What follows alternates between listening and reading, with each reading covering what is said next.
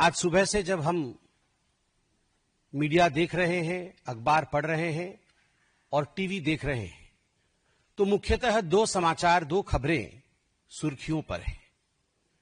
पहला खबर है राहुल गांधी विदेशी भूमि में जाकर वही करते हैं जो वो कई दशकों से करते आ रहे हैं, भारत की बेइज्जती और भारत का अपमान। अमेरिका में राहुल गांधी ने भारत का अपमान किया है। ये कोई नई बात नहीं है, पहली बात नहीं है, ये एक सुर्खी है आज की। इस पर हम विस्तार से बात करेंगे। और दूसरी बड़ी खबर है कि आज से कांग्रेस के तमाम बड़े नेता चोर मचाए शोर, ये देश के भिन्न भिन्न भागों में जाकर आज से प्रेस कॉन्फ्रेंस करेंगे मां बेटे को बचाने के लिए। जो ईडी ने सोनिया जी और राहुल जी को नामांकित किया है, बाय नेम मेंशन किया है अपने चार्जशीट में, उन दोनों के खिलाफ जो कार्यवाही हो रही है कोर्ट में, अभी सुनवाई है 25 तारीख को, और आगे जो कार्यवाही होने की संभावनाएं हैं, दोनों जेल जा सकते हैं और जाना भी चाहिए। जब देश को लूटा है तो जेल जाएंगे ही। वैसे में पूरे देश में एक माहौल बनाने का, एक अशांत माहौल बनाने का प्रयास कांग्रेस पार्टी करेगी। आज इन दोनों विषयों पर विस्तार से बात करेंगे। राहुल गांधी ने अमेरिका में किस प्रकार से भारत और इलेक्शन कमीशन को बदनाम करने की कोशिश की, मैं उस विषय पर आऊं, मगर उससे पहले मैं राहुल गांधी जी को एक बात स्पष्ट रूप से कहना चाहता हूं और देशवासियों को भी कहना चाहता हूं कि जो व्यक्ति और इनकी माताश्री 50,000 के मुचलके पर बेल पर बाहर हो, वो जाकर विदेश की धरती पर हिंदुस्तान को अपमानित करे और उन्हें लगता हो कि लोग उस पर विश्वास करेंगे, तो वो उनका भ्रम है। Those who are out on bail of 50,000 rupees, if they feel that they can destroy the image of this great democracy by speaking outside of this country, then they are totally on the wrong side of the line. आप सभी जानते हैं कि 2018 में जब मां बेटे को नेशनल हेराल्ड की केस में बेल मिला था, 50,000 रुपए की श्योरिटी पर दोनों को बेल मिला था। और जब यह बेल मिला था, उस समय एक जश्न भ्रष्टाचार बैंड बाजा के साथ मां बेटे बेल पाकर कोर्ट से अपने ऑफिस तक गए थे। तो उस समय भी हमने कहा था this is nothing but celebration of corruption, यह भ्रष्टाचार का जश्न है। और आज भी ब्लेटेंट जश्न मनाने की कोशिश कांग्रेस पार्टी कर रही है। मैं एजेएल के पूरे डिटेल में नहीं जाने वाला हूं, क्योंकि एजेएल और नेशनल हेराल्ड के केस को आप जानते हैं। हम लगभग अनेकों वर्षों से इसको लोकतांत्रिक तरीके से जनता के सामने रख रहे हैं कि किस प्रकार से मां और बेटे सोनिया गांधी और राहुल गांधी जी ने यंग इंडिया नामक एक कंपनी बनाई, जिसके कि 76% के दोनों स्टेक होल्डर थे। और 76% के स्टेक होल्डर होने के बाद नकली कंपनी से लोन लेकर 1 करोड़ का, डोटेक्स इंडिया से लोन लेकर मात्र 50 लाख रुपए दिया एजेएल को, जो कि होल्डिंग कंपनी है नेशनल हेराल्ड की, और 50,000 के एवज में 5,000 करोड़ की जो प्रॉपर्टी है एजेएल की पूरे देश भर में, उसका मालिकाना हक अपने पास ले लिया। शांति भूषण, मार्कंडेय, काटजू जैसे शेयर होल्डर को इससे दूर रखा गया, उन्होंने भी आपत्ति की थी। मगर विषय यह नहीं है जो कांग्रेस के खड़गे जी कह रहे हैं, चिदंबरम जी आज कहने वाले हैं और कह भी रहे हैं कि ना कोई संपत्ति बेची गई, ना कोई संपत्ति वहां से हिला, तो कोई गड़बड़ी हुई कैसे? गड़बड़ी यूं हुई कि ईडी की चार्जशीट चिदंबरम साहब पढ़े होंगे, वो पढ़ते तो हैं, मगर उन्होंने वो पोर्शन डिलीट कर दिया है। ईडी ने बहुत स्पष्ट रूप से कहा है कि ये जो प्रॉपर्टी है एजेएल की, चाहे वो बहादुर शाह जफर मार्ग पर हेराल्ड बिल्डिंग हो, चाहे वो लखनऊ में उनकी प्राइम लोकेशन पे प्रॉपर्टी हो, चाहे वो भोपाल में उनकी प्रॉपर्टी हो, कल माननीय अध्यक्ष जी हमारे आदरणीय जेपी नड्डा जी ने बहुत ही ल्यूसिड एंड सुंदर तरीके से हिमाचल प्रदेश में किस प्रकार से धांधलेबाजी चल रही है नेशनल हेराल्ड की, उस विषय को हिमाचल प्रदेश की भूमि पर ही रखा, चाहे हिमाचल प्रदेश की प्रॉपर्टी हो। इन सब प्रॉपर्टी, वो प्रॉपर्टी तो वही है, मगर ये प्रॉपर्टी को जरिया बना करके, इस प्रॉपर्टी को औजार बना करके प्रोसीड्स ऑफ क्राइम जनरेट किया जा रहा था।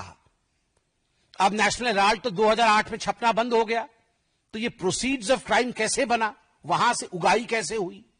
आप देखिए, एक बिल्डिंग है बहादुर शाह जफर रोड में, और एक अखबार वहां पहले छपती थी।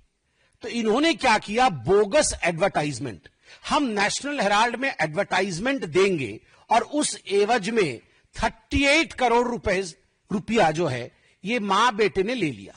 38 करोड़ रुपए मां बेटे ने लिया है बोगस एडवर्टाइजमेंट के लिए। क्या एडवर्टाइजमेंट? ना हम नेशनल हेराल्ड में एडवर्टाइजमेंट देंगे। जब लिस्ट देखा ईडी ने तो किसका एडवर्टाइजमेंट है?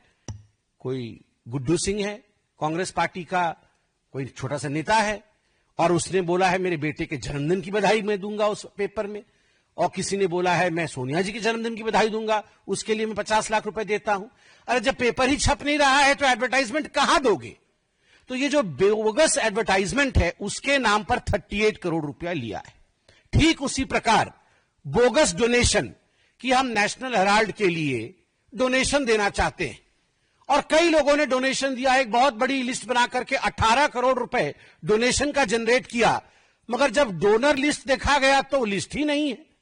किसने दिया भैया ये डोनेशन? जब अखबार ही नहीं छप रहा है तो काहे का डोनेशन? तो 18 करोड़ रुपए बोगस डोनेशन आपने लिया है।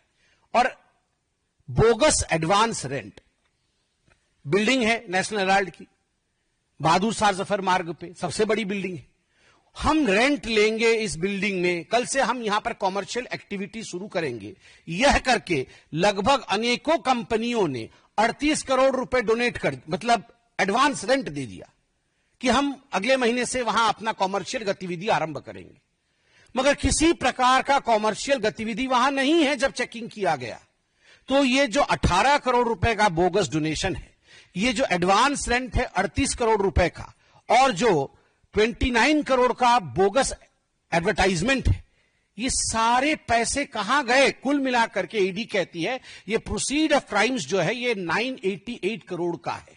ये 988 करोड़ का बोगस डोनेशन आखिरकार मां बेटे के जेब में गया है।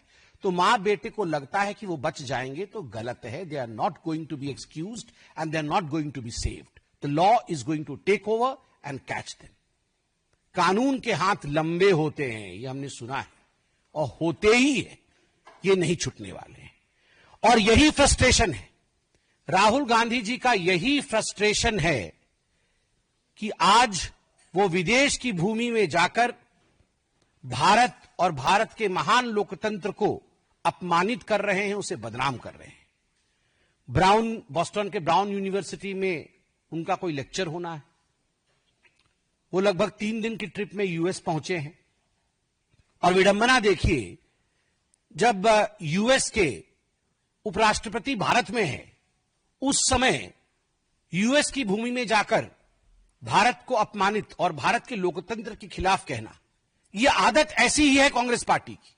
आप याद करिए, जब कॉमनवेल्थ हो रहा था उस समय भी यूएस में जाकर, और उस समय भारत में भारत के खिलाफ राहुल गांधी और उनके तमाम जो उनके नेतागण हैं वो कह रहे थे।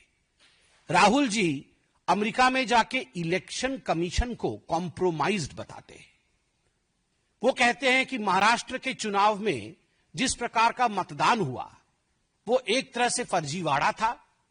महाराष्ट्र में भारतीय जनता पार्टी को और उनके अलाइज को जीतना नहीं था, और कहीं ना कहीं इलेक्शन कमीशन ने हमारे साथ समझौता किया।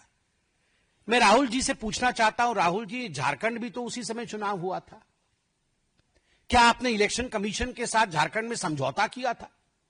आप एक बार सोरेन जी से पूछिए, क्या उन्होंने समझौता किया था इलेक्शन कमीशन से? प्रियंका वाड्रा, उसी चुनाव में जो बाई इलेक्शन हुए थे, उसी समय उसी कालखंड में जो बाई इलेक्शन हुए थे, उस बाई इलेक्शन में वो जीत के सदन में आई पैलेस्टाइन का बैग टांग करके। आप बताइए, क्या प्रियंका वाड्रा ने रॉबर्ट वाड्रा की मध्यस्थता से इलेक्शन कमीशन के साथ कोई कॉम्प्रोमाइज किया तभी उसकी जीत हुई, या वो अपने मेहनत पर जीत कर आई? आप ये बताइए कि 240 सीट जब भारतीय जनता पार्टी को विगत लोकसभा 2024 के लोकसभा में जब हमें 240 सीट और आपको 99 सीट मिली, तो आपने पूरे देश में और सदन में भी डिंडोरा पीटा कि ये भारतीय जनता पार्टी की हार है और ये कांग्रेस पार्टी की जीत है। तो was the election commission compromise then? आपने ये जो जश्न मनाया था, क्या हम कॉम्प्रोमाइज थे? और ठीक उसी प्रकार महाराष्ट्र में लोकसभा में हमें 9 सीटें मिली और आपके गठबंधन को हमसे अधिक मिली थी। तो was the election commission compromise then by you? केवल इतना ही नहीं, आपने सामने बैठा करके सदन में अयोध्या सीट हम हार गए, इस प्रकार से आपने पूरा सेलिब्रेशन किया। क्या इसके पीछे आपका किसी प्रकार का कॉम्प्रोमाइज था इलेक्शन कमीशन के साथ? किस प्रकार से यह संभव हुआ? क्योंकि भारत में आज फ्री एंड फेयर इलेक्शन होता है, भारत में आज सजीव लोकतंत्र है, इसी कारण यह संभव हुआ। विदेश की भूमि में जाकर भारत पर इस प्रकार हमले करने वाला राहुल गांधी याद रखे कि वो 50,000 की बेल पर बाहर है, वो गुनहगार है, वो भ्रष्ट है, उसने चोरी की है, डकैती की है। नेशनल हेराल्ड का केस चोरी का केस नहीं है, डकैती का केस है। 5,000 करोड़ की प्रॉपर्टी का मात्र 50 लाख रुपए देकर और 440 करोड़ रुपए का इनकम टैक्स गबन करके उसे चोरी और भ्रष्टाचारी नहीं कहते हैं, वो डकैती होती है। मां बेटे ने डकैती की है और डकैती करने के बाद इनकी इतनी हिम्मत है कि विदेश की भूमि में जाकर आप हिंदुस्तान के लोकतंत्र के ऊपर उंगली उठाते हैं। राहुल गांधी, आपसे नहीं हो पाएगा हिंदुस्तान में राजनीति, तो जाकर के किसी और देश से चुनाव लड़िए, मगर जिस थाली में खाते हैं अगर उस थाली में आप छेद करेंगे तो आप देशद्रोही कहलाएंगे। You are a traitor. Rahul Gandhi traitor हैं, केवल इसलिए नहीं क्योंकि विदेश की भूमि में जाकर देश की संस्थाओं का अपमान करते हैं और देश के लोकतंत्र को हीन बताते हैं। वो इसलिए भी ट्रेटर हैं क्योंकि देश की संपत्ति का करोड़ों करोड़ रुपए नेशनल हेराल्ड के माध्यम से उन्होंने गबन किया है और केवल अपने सहूलियत के लिए, अपने आराम के लिए गबन किया है। और याद रखिए राहुल गांधी, आप और आपकी माताश्री बचने वाली नहीं है।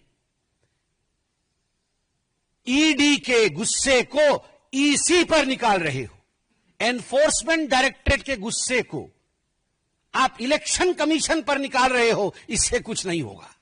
2 दिन आप पन्नों पे छपोगे, अखबारों में आओगे, मगर ईडी आपको छोड़ेगी नहीं, क्योंकि तथ्य के आधार पर एजेंसीज काम करते हैं और तथ्य ओपन एंड शट केस का है। यह जो नेशनल हेराल्ड का केस है, ये ओपन एंड शट केस है जिसमें मां बेटे ने लूट मचाई है और आपको इसमें छोड़ा नहीं जाएगा। प्रोसीड्स ऑफ क्राइम के साथ आप पकड़े जाएंगे और आप जेल के पीछे जाएंगे।